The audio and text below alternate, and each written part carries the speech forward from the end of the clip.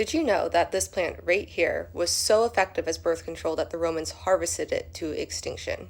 Silphium is one of the most mysterious plants from antiquity. It was highly valued, widely used, and it is tragically extinct.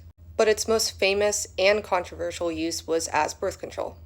We don't know exactly how it worked as it is extinct and there's no surviving specimens, but we can take a good guess.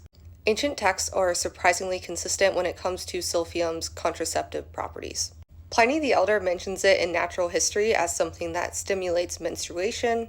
Soranus, a 2nd century Greek physician and gynecologist, mentions it as a contraceptive that is either taken orally or applied as a pessary.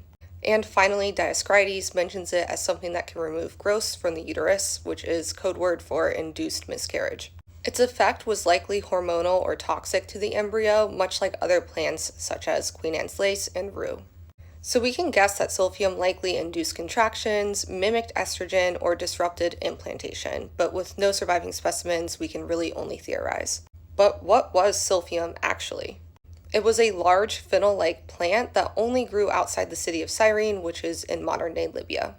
It is described as having thick roots and heart-shaped seeds, which is likely where the symbol for the heart comes from. But silphium was never properly cultivated or farmed. It only grew in the wild on a narrow stretch of land between the city of Cyrene and the desert.